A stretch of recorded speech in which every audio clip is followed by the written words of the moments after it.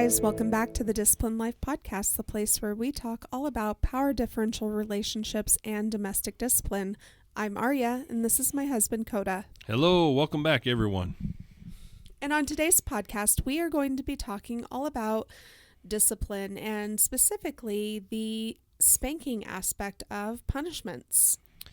Yeah, so let's jump right into it. So last week we talked about discipline and punishments on the non-physical side. So today we're going to be focusing on the physical aspect of discipline. Now, not every couple incorporates spanking into their dynamic, but many do. And so why would a couple choose to use spanking is the first question we have to ask ourselves. That's the question of the day. So if we can answer it. So why, as the husband, as the head of our household, why do you incorporate spanking into our dynamic? Well, because I think it's the only way that when certain rules are broken, that the consequence that it can get across the message of not trying to have those rules broken. It creates a higher level of accountability. Thank you. As usual, she said it better than I could have. But yeah, I think there are just certain things that you need to have higher punishment, higher accountability for, so that the other person can make the right choices in the areas they're trying to grow. Right. And so sometimes spanking is one of those things that offers a higher level of motivation and a higher level of accountability to reach those goals. Yeah. And so how do you incorporate spanking into your dynamic? And we've kind of talked a little bit about this, about how we went about setting up the rules and setting up consequences. But really, I would just want to reemphasize that when you're setting up your consequences, when you're setting up your rules, when you're deciding to incorporate spanking, don't let that be the only disciplinary action that you have. Sure, absolutely. Definitely incorporate levels of accountability and levels of severity, and let spanking really be used to reinforce the more serious consequences. Not saying that you can't spank for a smaller offense, but let it be something that is an ongoing issue. Try to enforce that rule first with some less severe consequences, because then at that point, the issue is no longer the offense. The issue is the lack of obedience, which is a serious infraction. Yeah. And just to kind of piggyback on what you said is that, we've talked about our tier system on here, and if you just kind of have the same punishment for every tier, then there's no severity. And I use this analogy a lot. I don't know if it's a good analogy, but I use it. It's just like in our regular societal systems. There is higher consequences that are given for certain crimes that are committed. And so it's the same thing here, and some of the things that changes that we want to see made in your personal life, but also changes we want to see happen in our relationship. That's one reason we implement the things that we do, and especially spanking at those higher tiers. Right. And so just some things to consider when you are deciding to incorporate spanking into your dynamic, or you've been using spanking, but things just seem to be not working. They seem to be, you seem to be having a difficult time. Some things to consider that you may not have already is, and I'm just going to go through them and then we'll delve into each we'll topic. go into some specifics there. You want to consider your privacy. You want to consider the positions, your spanking position. You also want to consider your implements, and you want to consider your aftercare. And we're going to do a whole episode on aftercare, so what we touch on here is going to be brief. But know that there are more details and content are coming. Right. Yeah. So first with privacy, do you have anything that you want to add? Well, and we'll probably get into a little bit of this, but you definitely want it to be private. So what we mean by that is, you don't want, you need to take into account shared walls. You need to take into account children. You need to take into account the where in the house. For us, we've talked about on this podcast already that we have a separate room that is a shed that we converted into a separate room that's in the backyard of our home. It's not attached to our home. That is our place of privacy. So you need to think through all of those things. We soundproofed this room, not just for the podcast, obviously. As much as possible. It's not completely soundproof, but it is definitely, we've taken some measures. Yes. So, and you may need to do that. So you want to think through all of the things so that you don't want to have any distractions, and you also don't want anybody to overhear things, especially children. I mean, I think coming back to that, you don't want to get the children involved. Right, because like so many other things that are private between a husband and wife, that children should not be overhearing or witnessing or be privy to that information. Spanking is one of those things.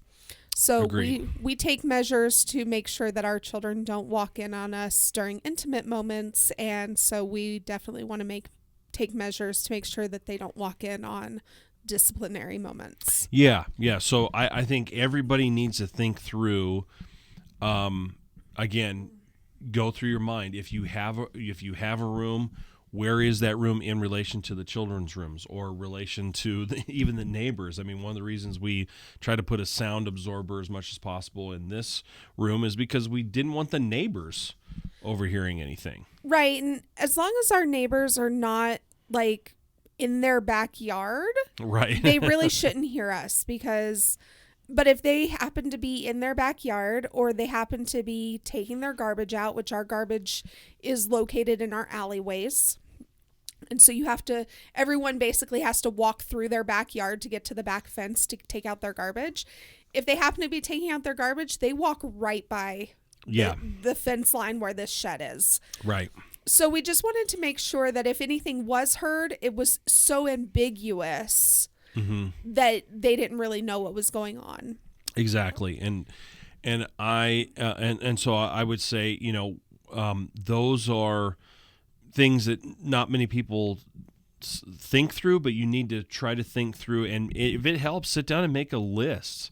I can't remember if we did that, but sit down and make a list of everything that you need to do in order to make that space private.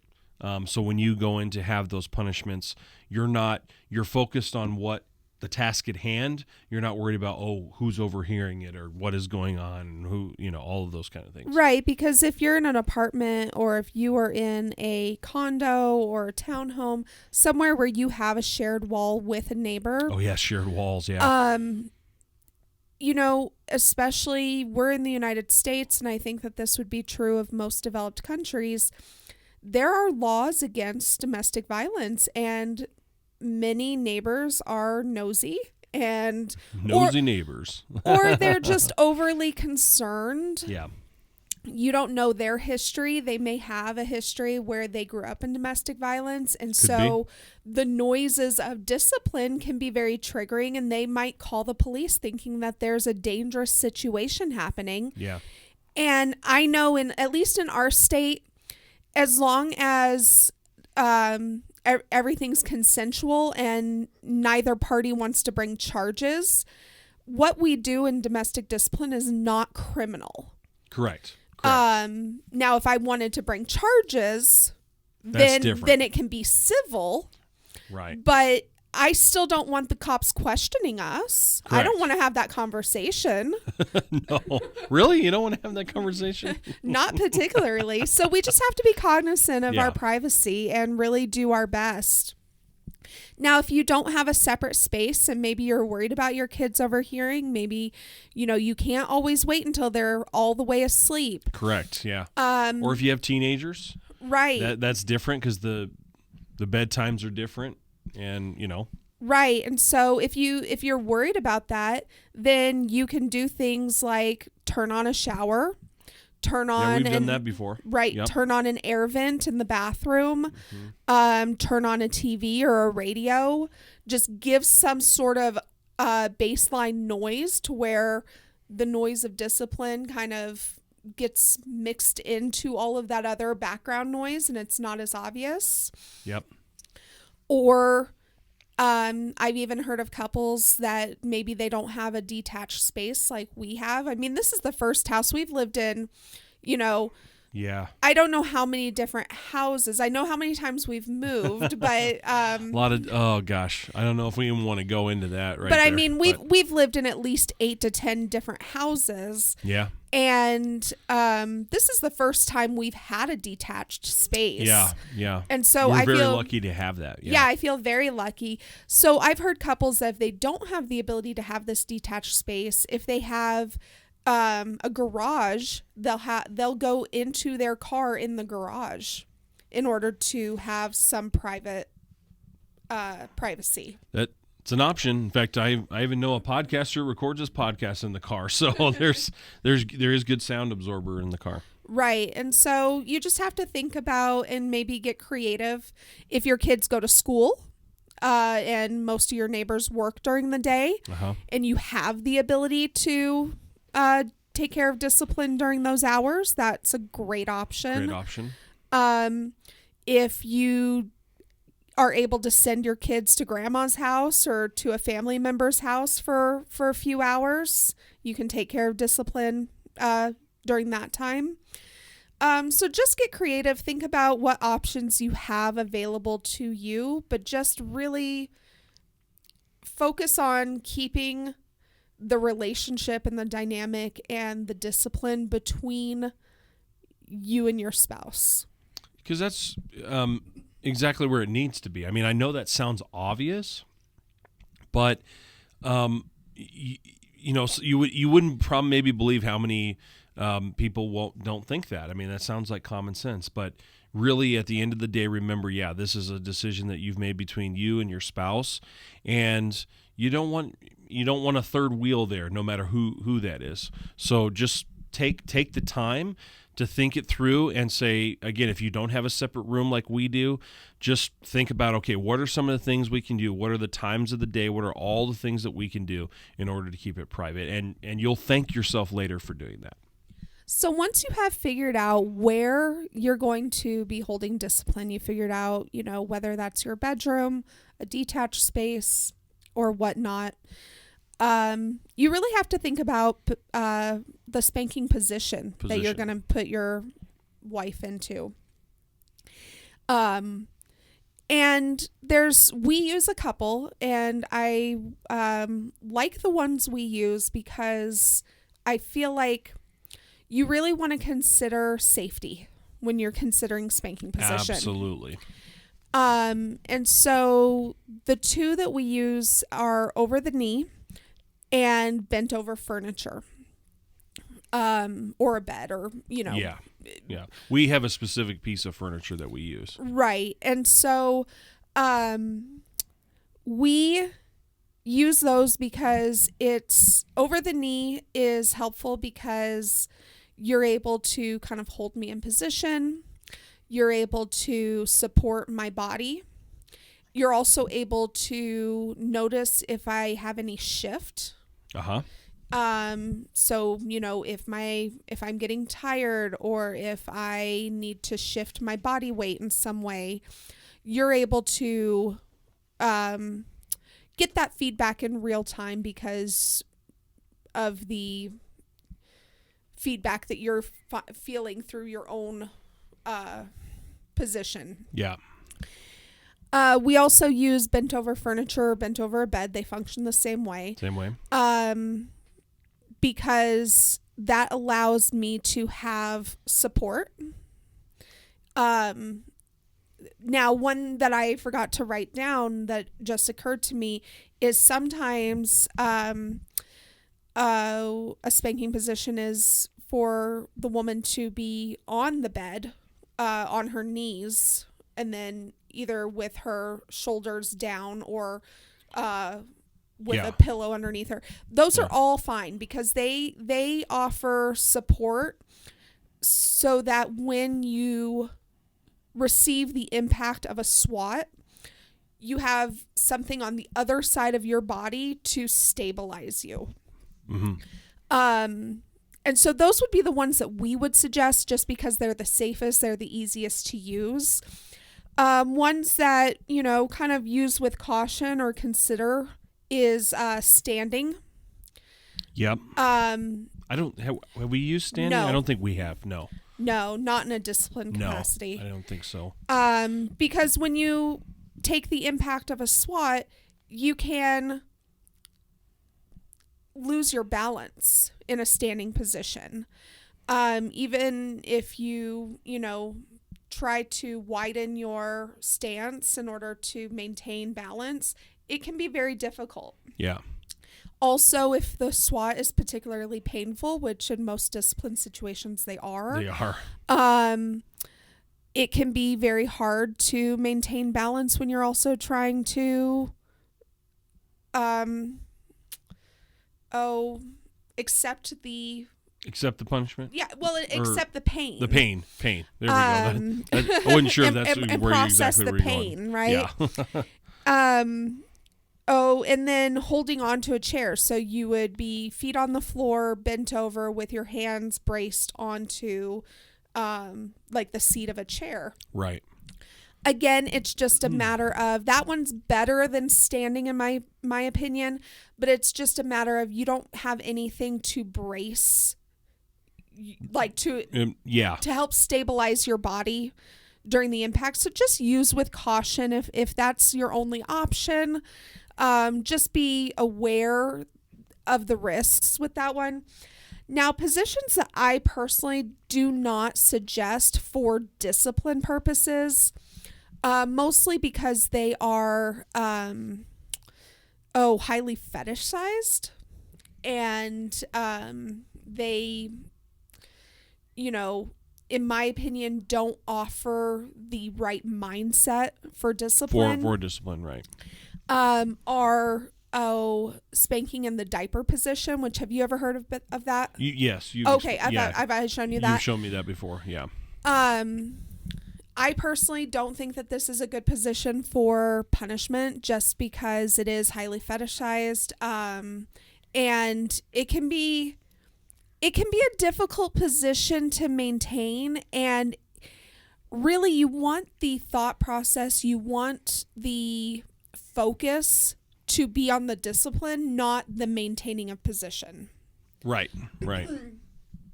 And then the other one that I would say is the wheelbarrow position. Oh yeah, I know that one too. Yep. And again, it's just because it is very sexualized, it's very fetishized, and when you're in a discipline situation, you really want the focus to be on the discipline and not the position and not the, fetishization of the action. Right. That has its place, but not in a punishment scenario. Correct. Do you have anything to add into positions? I think you've covered that. That's good. So let's shift into the next consideration, which is implements. Do you want to talk a little bit? Don't use a fire poker. No. He really wanted to make that joke. I really did.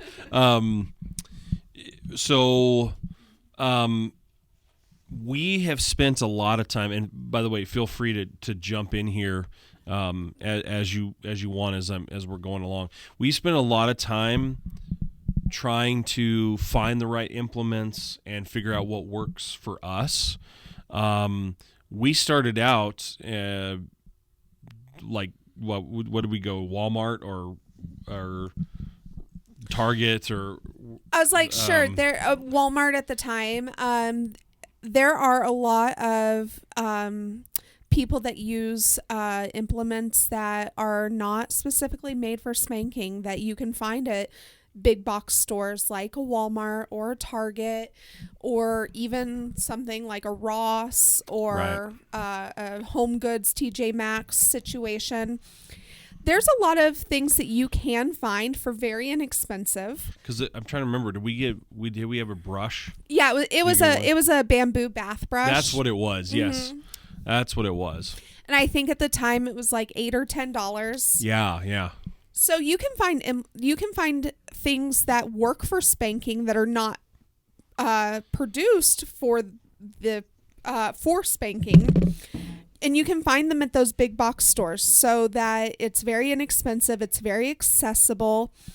Some tips I would have with that is choose, if you're going to go like the wooden spoon route, don't get the small little lightweight wooden spoons, because those aren't going to do anything. In fact, those might break pretty easy too. They could. Yeah. I wouldn't really suggest the dollar store. I wouldn't suggest going to like Dollar Tree, because most everything they have is easily broken, and you're just throwing your money away because of that.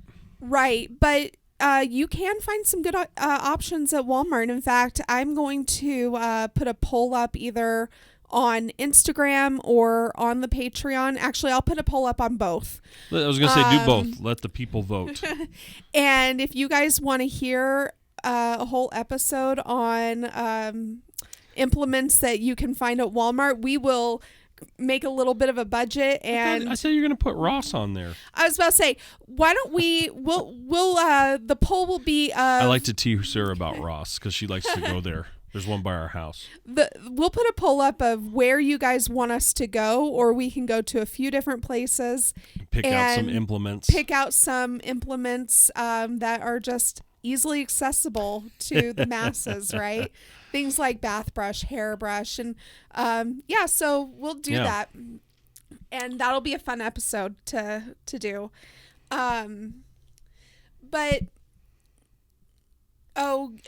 So we started out that way. Yeah, we started out that way. And then you really started doing a lot of research on implements, and then would come to me and say, hey, should we get this? Should we try this?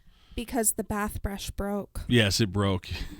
And that's what we found, is that while implements that you can find at big box stores are inexpensive and easily accessible, many times they do break pretty easly. They do. Now, the bath brush, I think it was $8 or $10, and it lasted a good 2-3 months. Yeah. So it's not that it was like, a one and done. It lasted a little while. For I can't. Did we get that at Walmart? We did. For a Walmart brush, I was kind of impressed how long it lasted. But yeah, so I started doing, at that point, once it broke, I started doing some research, and we went into paddles. And that is our preferred implement, is paddles. And so with paddles, there are a few different materials. So there's wood. Yep. And within wood, we tried a wood one. We did. Yep.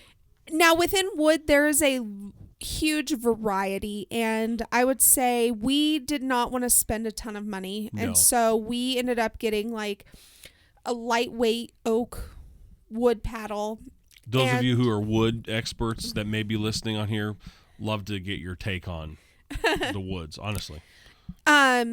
Now, I follow a podcast where they have a shop called The Kinkery, and they make wooden implements and specifically paddles, and they have a lot of different woods. And if you're ever interested in the different types of woods, they've gone into detail on their podcast about that.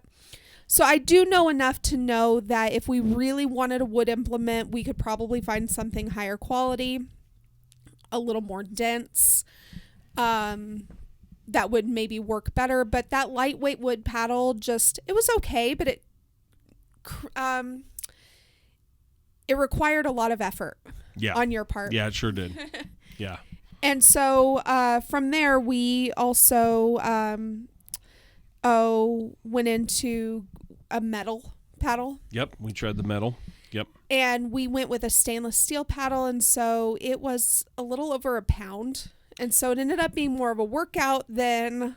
It worked really good, but the problem is that, like, gosh, not even halfway through the punishment, my arm was killing me because of how heavy it was. Right. I mean, think about strapping on weights onto your arms when you do any type of workout. It adds. Everybody probably would just be like, well, you just need to do more, like, curls or whatever at the gym. But it does add an element of difficulty for the wielder of the paddle.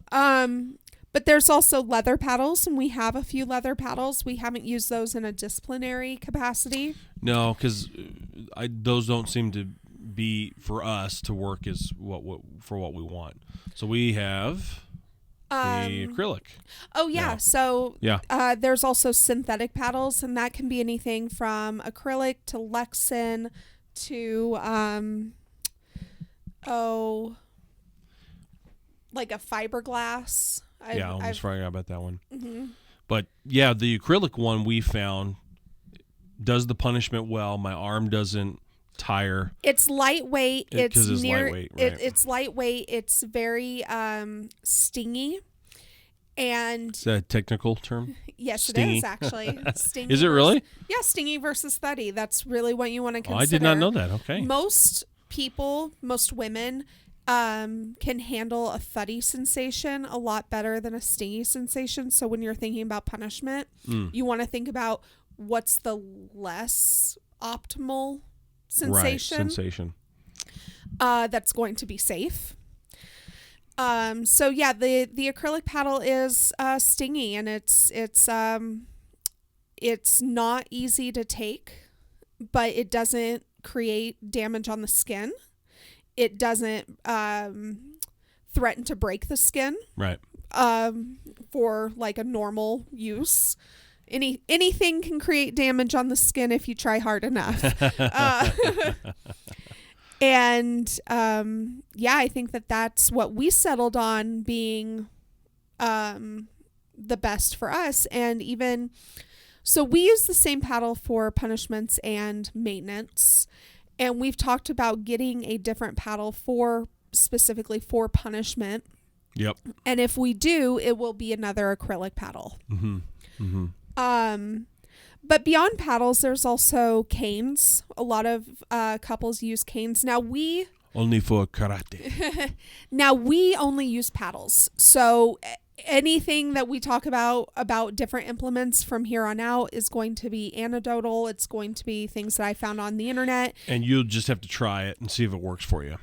Now, the only thing I would caution with canes is... you have to be pretty skilled with them. Not necessarily. Right? The thinner the cane, the more likely you are to break skin. So choose a little bit of a medium to thick cane. Also, you want to warm up the skin. So you want to give either a hand spanking or spank a little bit with a paddle or something to warm up the skin. You don't want to go in with a cane on cold skin. And that'll just help protect the skin a little bit. Right. And so canes can be they come in so many different materials, from bamboo to rattan to and those are more of your natural materials. They do make wooden canes. I've seen those. Also, they do make Lexan canes. I think they make bamboo canes. Yeah, too, I said bamboo. Oh, did you? Okay. I just said bamboo. Sorry. Missed it. But like Lexan, and I do believe that there are acrylic canes out there. Delrin canes are very popular. Delrin is a synthetic material that is very... the thinner canes have a little bit more flexibility, and so they kind of have a little bit more of a whippy sensation. But they're nearly impossible to break. So that's why they're such a popular choice. So there's a lot of options in the canes. I have seen stainless steel canes being produced as well. Again, that one I would proceed with caution. Yeah. Just because there is no give to stainless steel. Where all of these other materials, there's some give. There is no give to stainless steel. Or wood. Wood's also another one that doesn't have a lot of give, but it also doesn't have as much heft to it as a stainless steel. Also in the realm of canes is loops, or loop johnnies are what they're called. And they're typically made out of either rattan or Delrin. And again, it's basically like a cane that's been doubled over to where it's a loop. And so those are considered very severe implements. They create sting. They almost certainly will create welts on the skin. And you do have to be a little bit more cautious not to break skin. So you need to know what you're doing when you're using these. If you don't, you probably want to get some training. Yeah, I was about to say there's a lot of resources online that you can read up. There's videos that people have produced to help with that. But yeah, definitely something to consider. But also, anytime we get a new implement, we tend to say, okay, this isn't a punishment. It's not really a maintenance either, but we're going to experiment with this new implement. Mm-hmm. And basically, that means that you are going to just give me a few swats at a very low, like you warm up the skin, and then you just give me like a few swats at what you consider to be a low level impact, exactly. And then you up it and you up it and you up it, and I give you my feedback of like, okay, yeah, that's pretty much like I don't feel anything, right? Or that's like, ooh, that's starting to get a little stingy, or that is the top. That is the most you can, yeah. And in reality, when I say that, like, oh, that's as much as I can handle, you could probably go up like one more step from that for a punishment situation, but you don't want to go too far above what I have tapped out on. Mm-hmm. Mm-hmm.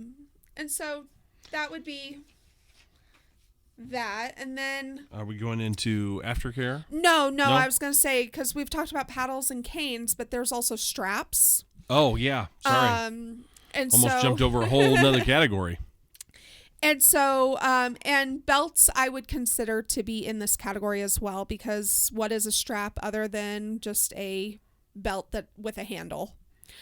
And so, yes, you can use belts, but straps are typically leather or rubber. Leather is probably a little bit safer of an option. Rubber is going to be a little bit more severe, a little bit harder on the skin. So that's... There's a lot to consider. There is a lot to consider. So, do your homework, do your research, try some things out, see what works for you and your relationship. And, we still discover things all the time and try those things out. Now, higher risk implements that I would strongly suggest that you avoid are anything like a whip or a cat-o'-nine or anything like that. Now you're taking all the fun stuff away. No, I'm just kidding. Anything with a pointed tip to it is going to be at higher risk of breaking skin. Paracord or cords in general, I've heard of couples using like extension cords or power cords doubled over. Those are just very harsh. They're very harsh. Yes, they are. The reason why people suggest them is because they are nearly silent. They don't create a lot of noise on impact. Like a paddle is probably one of the noisiest instruments to use. But I honestly wouldn't suggest it, because anything like paracord or a power cord, it is very, very harsh. It's going to have a higher risk of breaking skin. It's going to create a sensation that might be counterproductive to the learning process, because yes, punishment should hurt. They should be painful. There should be a level of learning there, but you don't want the punishment to be so severe that a wife should not fear the punishment to the point where she's willing to lie or hide things from her husband in order to avoid punishment. She should be actively participating in the learning process of the punishment, and therefore, even though it's painful or even though it's unpleasant, even though she doesn't want to go through it, it's productive. Right. That's what I was going to say, is that if it's got to the point where she is fearing it from an extreme standpoint. I mean, I wouldn't it be right to say that, I mean, you fear punishment, but not to the point to where what you're talking about, to where, because you're fearing it from a standpoint of this is going to be awful on a Armageddon type scale. I have a healthy fear of punishment, from the standpoint of, like, I don't want to disappoint you. I don't want to go through a painful experience in order to learn a lesson. I don't want to do things that I know will put me in that position. Correct. However, I don't fear punishment the same way that I would fear being captured and tortured, right? Because and that's really, like, punishment shouldn't be on a level of torture. And I think that when you get into some of these implements like whips, like paracord, cords in general,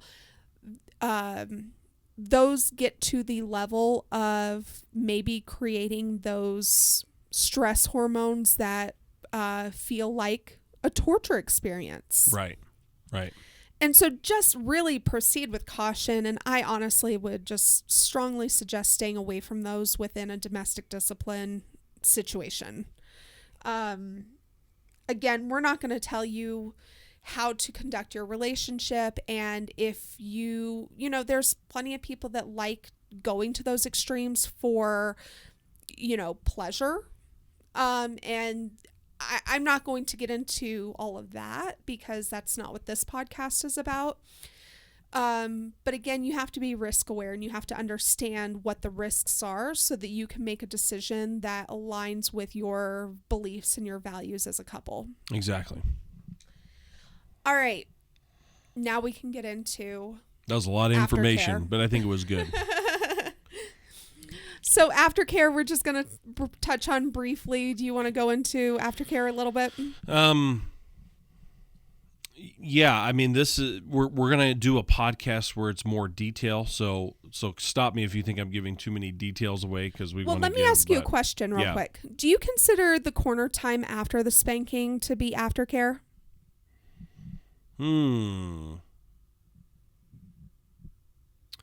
Yeah, I guess I would. I kind of consider it like more reflective, but I think that's exactly what Aftercare is taking care of, hitting the reset button, everything, but also reflecting on what just happened.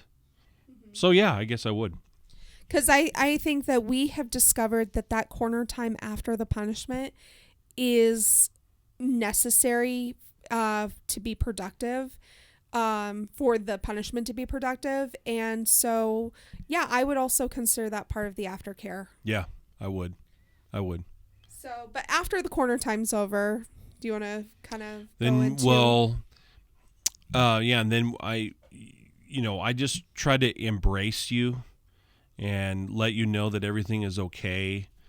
Usually you're kneeling or you have your head on me, or you're kneeling but we're hugging each other, and I just try to let you know that you're forgiven, that all has been made right, and to reiterate why this happened and how you can avoid it. So really the tenets of Aftercare are offer cuddles, offer hugs and embrace, comforting words, reassuring words of forgiveness.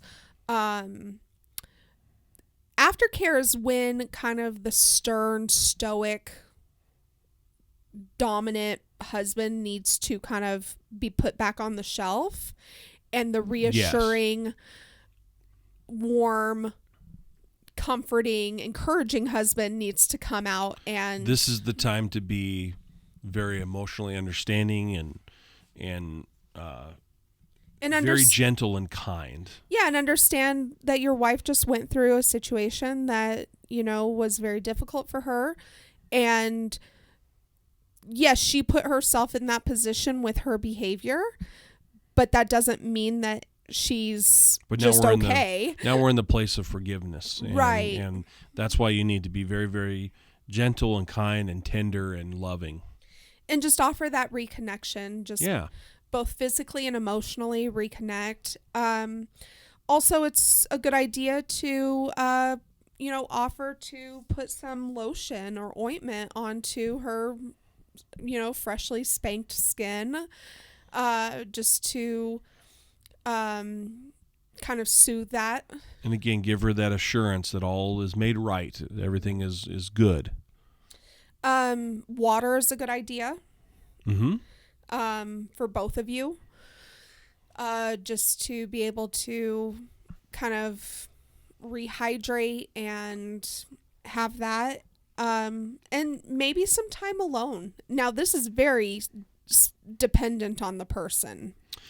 Yes, and then depending on how you feel like this works within the dynamic. This could be the time for alone time. It may not be. That could be for a different time in this process. Because I know for us, aftercare usually takes between 15 and 20 minutes for us to have that reconnection, to have that reassurance.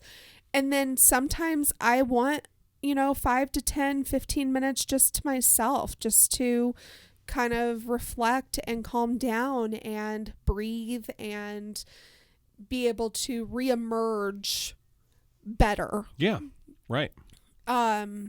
It's almost like I need that self-reflection and I need that alone time to basically, again, reemerge into our relationship saying, okay, everything is gone. Like, I am forgiven by you. I have forgiven myself now with that alone time. I reflect and I forgive myself. And now I am at your service, so to speak. Yeah, we're starting over. Like I said, hit the reset button. Now, one thing that I wanted to ask you, because we don't do punishments very often, it's not. You've often, been a good girl. It's not often that we have to go through a punishment, but would you consider sex part of aftercare? In our, I think it'd be different for every relationship. I think it would depend on what I felt from you. If you were initiating that, because I don't know if I would ever do that necessarily, because I tend to think in our relationship that's just kind of, it depends. It just depends on what mood. I was about to say, I definitely don't think that punishment and discipline should be sexual. No.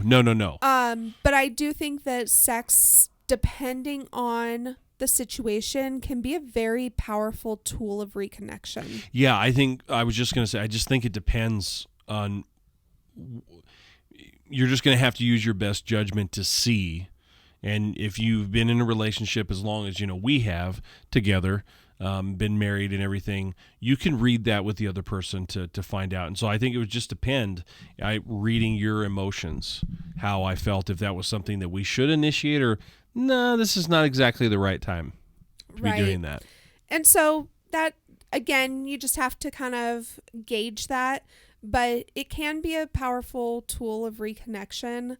But definitely you should separate discipline from sex, from the standpoint that you don't want to start to fetishize your discipline process.